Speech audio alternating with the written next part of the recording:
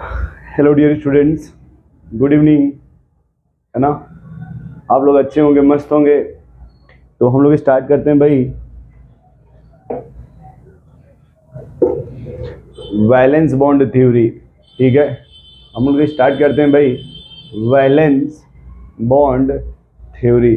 ठीक है, और उस वैलेंस बॉन्ड थ्योरी में हम लोग पढ़ेंगे बॉन्ड स्ट्रेंथ, बॉन्ड स्ट्रेंथ और बॉन्ड एनर्जी, बॉन्ड स्ट्रेंथ और बॉन्ड एनर्जी। ठीक है, रेडी लिखिएगा आप लोग। Bond strength, bond strength. देखो आप, ये जो बॉन्ड स्ट्रेंथ है इसको आप लिख सकते हो BS। ठीक है, या बॉन्ड एनर्जी, इसको BE भी लिख सकते हो। अगर बॉन्ड एनर्जी बोलना है तो BE बोल दो, या उसी को बॉन्ड स्ट्रेंथ बोल दीजिए BS। ठीक है, तो बॉन्ड स्ट्रेंथ के दो लॉजिक। पहला क्या होता है कि जो बॉन्ड स्ट्रेंथ है, बॉन्ड स्ट्रेंथ 1/साइज। पहला क्या है, 1/साइज। ये तभी अप्लाई होगा जब प्रिंसिपल क्वांटम नंबर में डिफरेंस आएगा। ये अप्लाई तभी होगा जब when principal quantum number is difference या सेल इज डिफरेंस। ये अप्लाई तभी होगा व्हेन सेल, सेल कौन बताता है, प्रिंसिपल क्वांटम नंबर, जिसको किससे लिखते हो आप, n से। अगर ये डिफरेंस है, ये क्या है, डिफरेंस है। ठीक है, तभी हम अप्लाई करेंगे सेल अपॉन साइज। ठीक है, और दूसरा आपका था, जैसे यहाँ पे अगर एग्जाम्पल लिखना चाहे, इसका एग्जाम्पल एक देख लो, 1s और 1s और 2s दिया हो। ठीक है, तो पहले लिख लो 1s 1s 1s 2s 1s 2p, है ना। तो यहाँ पर अगर हमें स्ट्रेंथ देखना हो तो हम क्या कहेंगे कि सर यहाँ पे अगर देखो, या यहाँ आप डायरेक्ट 2 कर लो और इजी हो जाएगा। इसको भी थोड़े देर साइलेंट कर दो। जब साइलेंट आप करोगे तो यहाँ पे देखो डिफरेंस क्या मिलेगा। ये थोड़ा 2 नहीं दिख रहा ना उस कलर में, कलर चेंज कर लेते हैं। ठीक है, आपने 2 लिख दिया। अब देखो, यहाँ प्रिंसिपल क्वांटम नंबर 1 है, ये भी प्रिंसिपल क्वांटम नंबर 1 है, जबकि यहाँ प्रिंसिपल क्वांटम नंबर 2, यहाँ प्रिंसिपल क्वांटम नंबर 2 आ रहा है। तो यहाँ अगर सेल में डिफरेंस है, जबकि यहाँ भी S सब सेल, यहाँ भी S सब सेल, ये भी S सब सेल, यहाँ भी S सब सेल। यदि सब सेल होगा तो उसका सेम वही होता है, शेप में कोई चेंजिंग नहीं होगा। लेकिन जो साइज में चेंज हो रहा है, तो अगर साइज बढ़ेगा, देखो अगर इधर आप आओगे तो साइज बढ़ रहा है। जब साइज बढ़ेगा तो जो बॉन्ड स्ट्रेंथ है, बॉन्ड स्ट्रेंथ वो क्या हो जाएगा भाई, घट जाएगा। बॉन्ड स्ट्रेंथ घट जाएगा। तो अगर ऑर्डर लिखा जाए, ये ज्यादा होगा 2s के कंपेरिजन में। ठीक है, अब अगर मान लो यहाँ पे दिया रहे 3s, ये और वीक हो जाएगा, है ना। और दूसरा केस होता है बॉन्ड स्ट्रेंथ का, सेकंड केस, सेकंड जो है बॉन्ड स्ट्रेंथ 1/, ठीक है, दूसरा लिखिएगा bond strength percentage of p character. और वो भी p का कौन सा कैरेक्टर लेना है, तो वो डायरेक्शनल कैरेक्टर। कौन सा, डायरेक्शनल कैरेक्टर। p का कौन सा कैरेक्टर, डायरेक्शनल कैरेक्टर। ये देखो मीनिंग डायरेक्शनल का क्या होता है कि अगर ये s है और ये p है, इसमें डायरेक्शन का क्या मीनिंग होता है। यदि s ऑर्बिटल है तो वो स्फेरिकल होगा, स्फेरिकल होगा तो इसमें 3 एक्सिस मिलेंगे, x, y और z। अगर y एक्सिस है तो देखो इसमें 2 मिलेगा। अगर ये x एक्सिस है, ये -x एक्सिस बोला जाएगा। तो अब देखो यहाँ पे डिफरेंस ये होता कि अगर ये s ऑर्बिटल है तो s ऑर्बिटल स्फेरिकल होगा, और अगर p ऑर्बिटल है तो p डम्बल होता है। भाई s ऑर्बिटल स्फेरिकल होता, और जो p ऑर्बिटल है वो डंबल होता है, डंबल, ठीक है। तो ये डंबल का सेंस ये होता कि अगर हम जब इलेक्ट्रॉन की प्रोबेबिलिटी देखा जाएगा, इलेक्ट्रॉन जब सर्च किया जाएगा, इलेक्ट्रॉन को हम सर्च करने की जब कोशिश करेंगे तो जो s ऑर्बिटल होगा इसमें भी इलेक्ट्रॉन इसमें भरा होगा, उसको हम हरे कलर से दिखा रहे हैं, ठीक है। इसमें इस तरह से इलेक्ट्रॉन भरा होगा और जो p वाला इसमें भी देखो इलेक्ट्रॉन इधर भरा होगा, इस साइड भरा होगा। जब डायरेक्शन देखा जाएगा तो जो स्फेरिकल होगा उसमें इलेक्ट्रॉन 3 पार्ट में डिवाइड है। x कुछ इस, मान लो कुछ इस एरिया में है, कुछ इस एरिया में है, कुछ इस एरिया में है। जो s ऑर्बिटल होगा उसमें जो इलेक्ट्रॉन होगा वो 3 एरिया में है। किसी एक एरिया में अगर देखोगे, मान लो अगर हम इस एरिया में देखेंगे 1/3 होगा, अगर हम इस एरिया में देखेंगे तो 1/3 होगा, इधर देखेंगे तो 1/3 होगा। यानी किसी भी एक अगर एरिया में देखा जाए तो 1/3 मिलेगा। वही जब p डंबल में आप आओगे तो इसमें 2 एरिया में मिलने की पॉसिबिलिटी है। वो 2 एरिया कौन कौन है? या तो हमारा जो इलेक्ट्रॉन है वो इस डायरेक्शन से मिलेगा, या फिर इलेक्ट्रॉन हमारा इस डायरेक्शन से मिलेगा। 2 पॉसिबिलिटी है। अब एक ही ऑर्बिटल में अगर 2 साइड की पॉसिबिलिटी है तो एक साइड से कहा जाएगा हाफ पॉसिबिलिटी है और इधर से भी हाफ पॉसिबिलिटी है। इसी को कहते हैं डायरेक्शनल कैरेक्टर। यस ऑर्बिटल यदि होगा तो उसमें 1/3 मिलने की पॉसिबिलिटी किसी भी एक्सिस के अलोंग, लेकिन अगर p ऑर्बिटल होगा तो 1/2 हाफ मिलने की पॉसिबिलिटी है। अगर इसको दूसरे भाषा में कहा जाए तो यहाँ पे ये 50% मिलने की पॉसिबिलिटी है, जबकि यहाँ पे 33% मिलने की पॉसिबिलिटी है। तो डायरेक्शनल का मतलब ये होता है कि अगर एक यस है और एक p है तो ज़्यादा इलेक्ट्रॉन डेंसिटी कहाँ मिलने की पॉसिबिलिटी है? p में। क्यों? क्योंकि इसके अलोंग 50% मिलने की पॉसिबिलिटी है, और जबकि यहाँ पर देखा जाए तो 33% मिलने की पॉसिबिलिटी है या 33.3% मिलने की पॉसिबिलिटी है।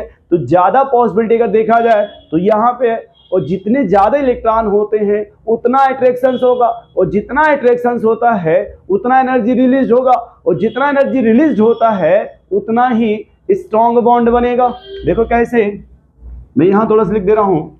यदि अट्रैक्शन बढ़ेगा तो एनर्जी रिलीज होगा, और जब एनर्जी रिलीज होगा तो मॉलिक्यूल की जो स्टेबिलिटी है वो बढ़ जाती है, मॉलिक्यूल की स्टेबिलिटी बढ़ जाती है, और जितना एनर्जी रिलीज होता है उतना ही बॉन्ड स्ट्रॉन्ग बनता है। क्यों? क्योंकि अट्रैक्शन उतना ज़्यादा होगा, तो जितना ज़्यादा अट्रैक्शन होता है उतना ही बॉन्ड स्ट्रॉन्ग बनता है। तो अगर एक यस हो और एक पी हो तो ज़्यादा अट्रैक्शन कहाँ होगा? पी में, क्योंकि यहाँ पे जो इलेक्ट्रॉन के मिलने की पॉसिबिलिटी है वो 50% है, जबकि यस में देखा जाए किसी भी एक एक्सिस के लॉन्ग तो 33% मिलने की पॉसिबिलिटी है। तो इसको कहा जाता है कि अगर हमारा साइज सेम है, साइज सेम होता है तो हम परसेंटेज ऑफ पी कैरेक्टर देखते हैं। साइज सेम का मतलब है प्रिंसिपल क्वांटम नंबर। तो देखो इसमें कैसे देखा जाएगा। अगर हमारा केस 2 का मतलब है कि यदि प्रिंसिपल क्वांटम नंबर सेम आ गया, जैसे ये लिखा हो 2s और 2s 2p, समझ रहे हैं आप? यहाँ पे 2s और 2p, ठीक है। और एक और लिख लीजिए 2p। अब इसमें मैं बॉन्ड एनर्जी या बॉन्ड स्ट्रेंथ एक्सप्लेन करना हो, बॉन्ड एनर्जी या फिर बॉन्ड स्ट्रेंथ एक्सप्लेन करना हो, तो देखो क्या कहा जाएगा कि मान लो ये दोनों में सेल कांस्टेंट है। सेल क्या हो गया? कांस्टेंट हो गया। जब सेल कांस्टेंट हो गया तो साइज का फैक्टर नहीं लगेगा। भाई सेल कांस्टेंट हो गया, दोनों में 2 हो गया ना सब में। जब सब में 2 हो गया तो सेल का फैक्टर नहीं लगेगा, तब यहाँ पे लगेगा percentage of P character, percentage of P character. P character देखो क्या कहता है कि अगर ये यस होगा, ये भी यस होगा, यहाँ भी यस, ये पी और ये पी, ये पी, ठीक है। अगर एस होगा यहाँ पे तो 33% पॉसिबिलिटी, ये भी 33% पॉसिबिलिटी, ये 33% पॉसिबिलिटी, ये 50% पॉसिबिलिटी, ये अब देखो यहाँ दिखा जाएगा ये 50% है और ये भी 50% है। देखो यहाँ पे उसी कहा जाता है greater the overlap region greater the strength of bond. भाई अगर यहाँ पर ओवरलैपिंग दिखाओगे कुछ ऐसे ओवरलैपिंग होगा, देखो ये यहाँ अगर दिखाओगे ओवरलैपिंग कुछ ऐसे दिखा जाएगा ओवरलैपिंग, यहाँ यदि आप दिखाओगे ओवरलैपिंग कुछ ऐसे दिखा जाएगा ओवरलैपिंग। ये देखो, तो अब ये देखा जाए कि सर हमारा जो ओवरलैपिंग हो रहा है वो ज्यादा अट्रैक्शन कहाँ पे हो रहा है, तो यहाँ देखो यहाँ 50-50% इलेक्ट्रॉन मिल रहा है, ये 50% है, 33% है, ये 30% है, तो ज्यादा अट्रैक्शन कहाँ होगा, क्यों यहाँ पे, क्योंकि यहाँ देखो डायरेक्शनल कैरेक्टर ज्यादा हो गया, उससे कम ये ऑर्डर आएगा। क्या इतनी बात आप समझ पा रहे हो भाई? नोट करो फटाफट।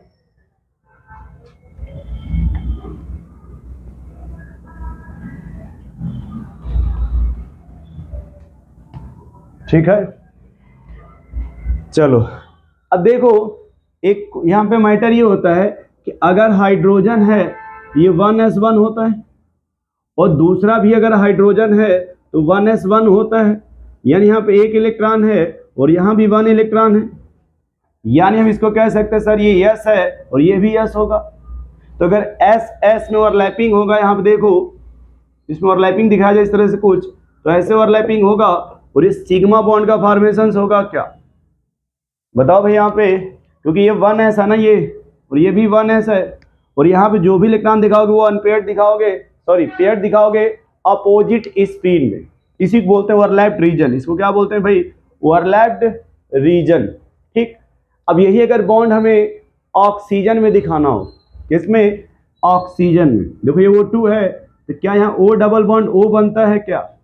इसी बात को समझना है कि O डबल बॉन्ड O कैसे बनता है, O डबल बॉन्ड O कैसे बनता है। ठीक है, तो यहाँ देखो सबसे पहले क्या लिखोगे आप?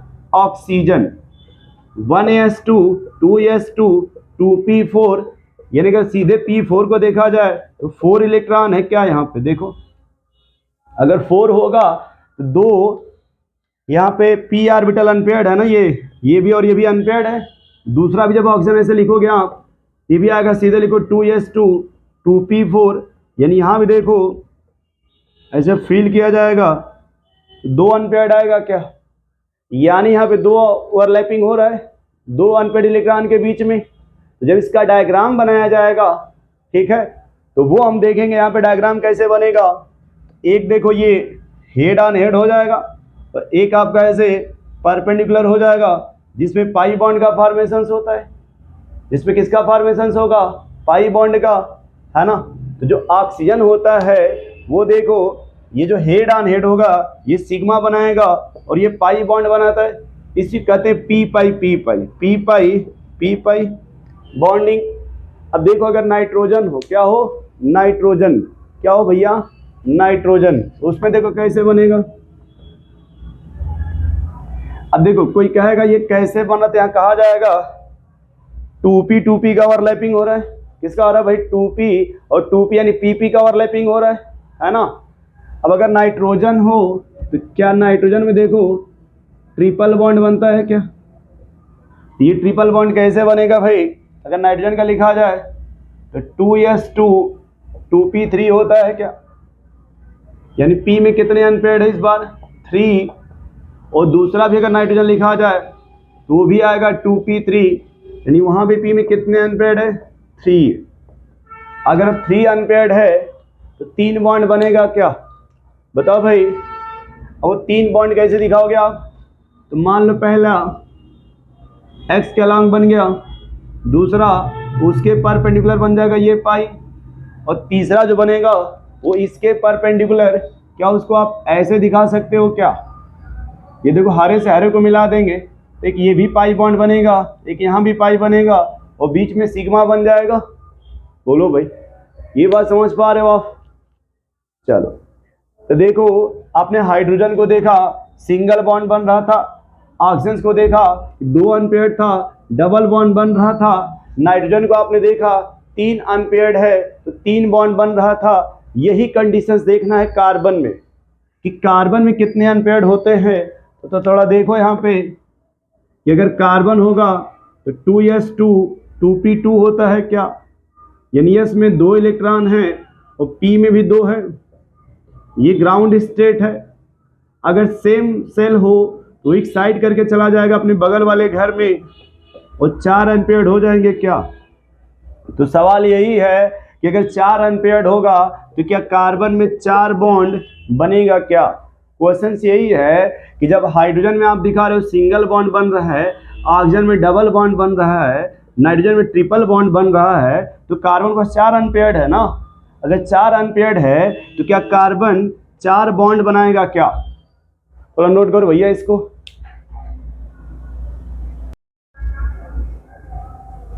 चलो फिर कंटिन्यू कर लिया गया ना सेम, कि अगर इसमें 4 अनपेयर्ड है तो 4 बॉन्ड बनेगा क्या? समझ पा रहे क्वेश्चंस क्या हमने सिखाने की कोशिश कर रहे, किस बात पे एक्सप्लेन करने जा रहे हैं कि भाई अगर इसमें सिंगल बॉन्ड बना, इसमें 2 अनपेयर्ड ऑक्सीजन था 2 बॉन्ड बन गया, नाइट्रोजन में 3 अनपेयर्ड है 3 बॉन्ड बन गया, तो क्या इसमें 4 अनपेयर्ड दिख रहा है कार्बन में, तो 4 बॉन्ड बनेगा क्या? समझ पा रहे हो आप? लिखा जाएगा क्योंकि 4 अनपेयर्ड है ना यहाँ पे, जब 4 अनपेयर्ड है कार्बन में, जब 4 अनपेयर्ड है तो 4 बॉन्ड बनना चाहिए, 4 अनपेयर्ड है तो 4 बॉन्ड बनना चाहिए। तो क्या 4 बॉन्ड इस तरह से बनेंगे क्या एक साथ? क्या वो कार्बन एक साथ 4 बॉन्ड यहाँ पे पॉसिबल है क्या? कार्बन का एक साथ 4 बॉन्ड पॉसिबल है क्या? आंसर इसका आता है नहीं, डोंट एग्जिस्ट। क्या कहा जाएगा भाई? डज नॉट एग्जिस्ट, चाहे डोंट एग्जिस्ट, क्या दिया जाएगा? डू नॉट एग्जिस्ट, ये एग्जिस्ट नहीं करता। अब सवाल आएगा क्यों?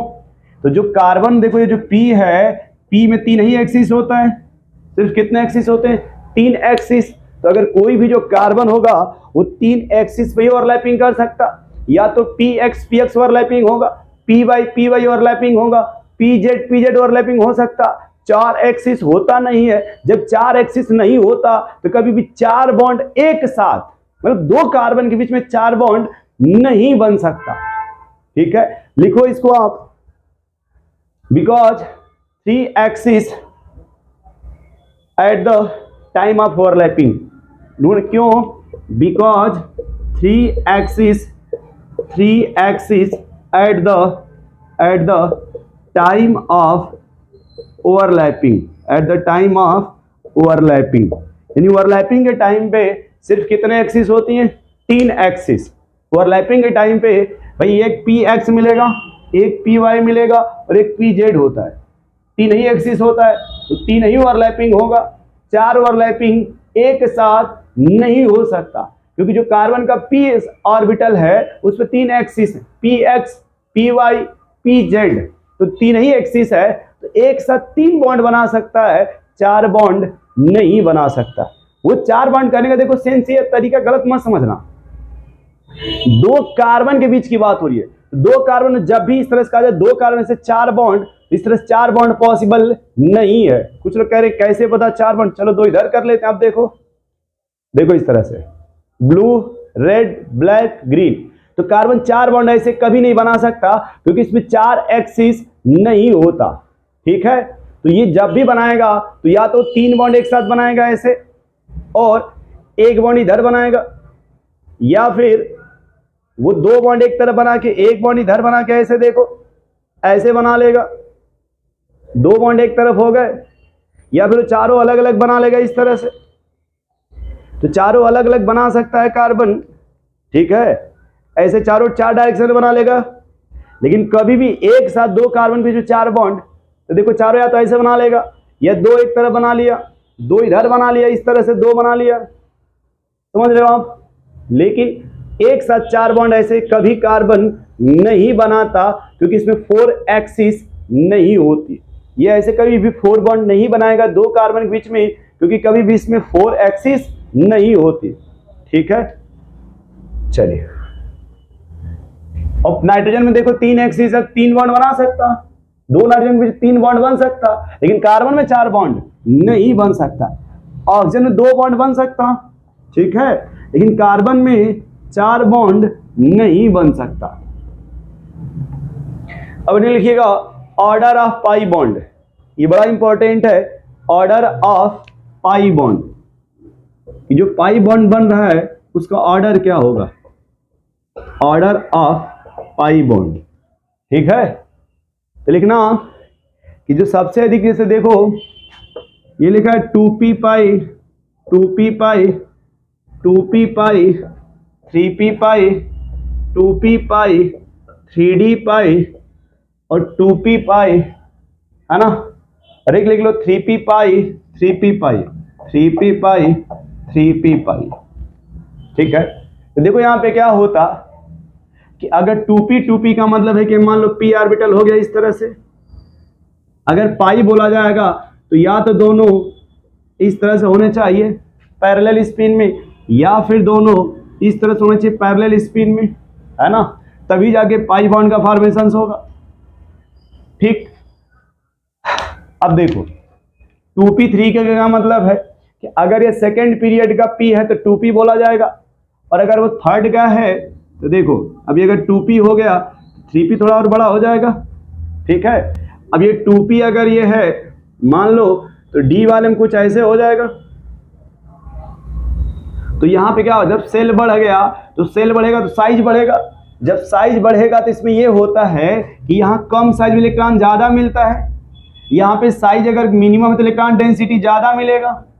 लेकिन अगर ये साइज बड़ा हो गया तो जो इलेक्ट्रॉन डेंसिटी पहले कम साइज में मिलता था अब इलेक्ट्रॉन कम हो जाएगा पहले के कंपैरिजन में। जब कम हो जाएगा तो यहाँ देखो सेम साइज है तो ओवरलैपिंग बेस्ट होगा, यहाँ साइज का डिफरेंस हो गया तो यहाँ ओवरलैपिंग उतना अच्छा नहीं होगा। किसके कंपैरिजन में, इसके कंपैरिजन में, क्योंकि 2p है, साइज लगभग कम है तो डेंसिटी ज़्यादा सामने सामने, जब डेंसिटी ज़्यादा होगा दोनों में अट्रैक्शन ज़्यादा होगा। यहाँ पे साइज बड़ा हो गया तो अब डेंसिटी दूर दूर चली गई ना, यहाँ पे इसमें देखो डेंसिटी दूर दूर चली गई, पहले यहाँ नजदीक नजदीक था इसमें, अब ये देखो दूर चली गई, पहले दूर चली गई ना पूरा, जब दूर चली गई तो उतना अच्छा अट्रैक्शन नहीं होगा। यहाँ देखो यहाँ पे और दूर चली गई, समझ पा रहे हो आप? ठीक है, तो यहाँ साइज और बड़ा हो गया ना 2p के कंपैरिजन में, इसलिए ऑर्डर हो जाएगा कुछ इस तरह का ऑर्डर आएगा। ठीक है, कुछ इस टाइप का ऑर्डर आएगा, 2p सबसे ज्यादा, फिर 2p 3p उससे कम, फिर 3p है ना। चले भाई फिर इसमें अब देखो इसको बताने का क्या प्रॉफिट है। देखो अगर कहीं पे 2p ओवरलैपिंग हो रहा है, अगर 2p ओवरलैपिंग होगा तो यहाँ जो पाई बॉन्ड बनेगा, ये जो पाई बॉन्ड बनेगा वो अच्छा बनता है, कहा जा सकता है गुड है, ये अच्छा है, समझ पा रहे, बेटर है। लेकिन अगर यहाँ भी देखो, यहाँ भी अगर पाई बॉन्ड बन रहा है मान लो अगर 3p में, ठीक है, तब ये साइज बड़े बड़े हो गए ना, यहाँ पे साइज उसके कंपैरिजन में, इसके कंपैरिजन में यहाँ साइज बड़े हो गए, ये बीच वाले थोड़ा हटा दो तभी ज़्यादा और समझ में आएगा। तो जब यहाँ पे साइज और बड़े बड़े हो गए तो डेंसिटी अब पहले से कम हो जाएगा, यहाँ पे जब डेंसिटी कम हो जाएगा तो इसके कंपैरिजन में, ये जो है इसके कंपैरिजन में अब इलेक्ट्रॉन कम हो गए, तो जब कम हो गए तो यहाँ जो पाई बॉन्ड बनेगा वो वीक पाई बॉन्ड बनता है, यहाँ जो पाई बॉन्ड बनता है वो वीक बनता है, समझ पा रहे हो आप? तो जिस मॉलिक्यूल में अगर 3p3 पाई होगा तो वो ये सोचेगा कि ये कमजोर से होने से अच्छा है कि हम सिग्मा बॉन्ड ही बना ले, बट इस टेंशन में वो नहीं पड़ना चाहेगा। अगर देखो कहीं पे 3p3 पाई होगा तो वीक पाई बॉन्ड बनेगा, जब वीक पाई बॉन्ड बनेगा तो वो मॉलिक्यूल ये सोचेगा कि कमजोर पाई बॉन्ड बनाने से अच्छा है कि हम सिग्मा बॉन्ड ही बना लें। ठीक है, और यहाँ जो बनता है वो पाई बॉन्ड स्ट्रॉन्ग बनता है, क्यों? क्योंकि जो 2p है उसकी ओवरलैपिंग ज्यादा होती है, वहां पे जो अट्रैक्शन होगा ज्यादा होगा। ठीक है, तो अब देखो इसका यूज क्या है, इसका यूज क्या है, ये जो ऑर्डर आपने लिखा कि सर जो ऑर्डर ऑफ पाई बॉन्ड है वो क्या है, तो 2p पाई और 2p पाई ज्यादा है किससे भाई, 2p पाई और 3p पाई से, और ये और कम हो गया 3p पाई। इसका मामला क्या है, यूज क्या, ये क्यों आप बता रहे हो? तो इसमें हम ये पता करते हैं, क्वेश्चंस लिखो, लिखो भाई, क्या आपने ऑक्सीजन का नाम सुना होगा? देखो क्वेश्चन ये है Y O double bond O exist but S double bond S does not exist. क्यों? Oxygen double bond oxygen exist करता है तो तो उसी ग्रुप का सल्फर भी है, भाई सल्फर भी उसी ग्रुप का है, तो वो क्यों नहीं एग्जिस्ट करता, सल्फर क्यों एग्जिस्ट नहीं करता। तो देखो अगर ऑक्सीजन को देखा जाए तो ये 2s2 2p4 होगा, यानी p में कितने हैं भाई 4 इलेक्ट्रॉन, 2 अनपेयर्ड है ना यहाँ पे। और दूसरा भी देखो यहाँ पे दूसरा ऑक्सीजन ये है, यहाँ पे 2 p ऑर्बिटल खाली हैं। जब 2 p ऑर्बिटल खाली है तो एक तुम्हारा सिग्मा बॉन्ड बनेगा, ठीक है, एक क्या बनेगा तुम्हारा सिग्मा बॉन्ड बनेगा, और दूसरा जो बनेगा वो पाई बॉन्ड बनेगा। तो पाई बॉन्ड का मतलब ये होता है कि मान लो ये p कुछ भी नाम दो, x है ये y है, ये px है ये y है, ठीक है, ये मान लो बन गया सिग्मा बॉन्ड, तो फिर ये बनेगा पाई बॉन्ड, तो यहाँ पाई बॉन्ड बनेगा वो 2p पाई, और ये 2p पाई के बीच में पाई बॉन्ड बन रहा है। और ये देखो जब सल्फर में आप आओगे तो सल्फर होता है भाई 3s2 3p4, तो यहाँ देखो p में कितने भाई 4 इलेक्ट्रॉन, और दूसरे भी सल्फर वही मिलेगा फिर 4 इलेक्ट्रॉन। तो देखो यहाँ भी जो ओवरलैपिंग होगा सेम वही सेम ओवरलैपिंग होगा, बट यहाँ भी जो ओवरलैपिंग होगा वो 3p पाई ओवरलैपिंग होगा, ठीक है। जब 3p पाई होगा तो इसके कंपैरिजन में ये जो पाई बनता है वो स्ट्रॉन्ग बनता है, 2p पाई स्ट्रॉन्ग पाई बॉन्ड होता है एज कंपेयर टू 3p पाई। जब ये स्ट्रॉन्ग बॉन्ड बनता है इसलिए इसमें ऑक्सीजन के बीच में पॉसिबल होता है, संभव होता है, जबकि सल्फर के बीच में पॉसिबल नहीं होता, सल्फर के बीच में पॉसिबल नहीं होता। सुन पा रहे भाई इसका रीजन क्या लिखा जाएगा 3p pi does not exist, ये एग्जिस्ट नहीं करता due to larger size.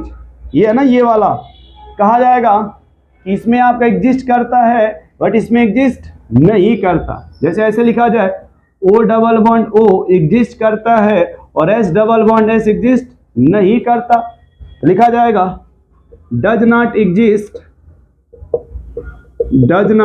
Exist. क्यों भाई, क्यों एग्जिस्ट नहीं करता, ठीक है, because 3p pi have larger size क्या हो गया लार्जर। जब लार्जर साइज होगा तो यहाँ जब पाई जो बॉन्ड बनेगा वो वीक बॉन्ड बनता है, वो पाई कैसा बनता है वीक बॉन्ड बनता है, इसीलिए जो सल्फर है वो पाई बॉन्ड बनाना नहीं चाहता, किसके साथ आपस में बनाना नहीं चाहता, ठीक है, सल्फर के बीच में पाई बॉन्ड नहीं बनता, ठीक है। चलो नोट कर लो भैया, इसको नोट कर लो आप लोग, मैं साइड हो जाना, नोट कर लो अच्छे से।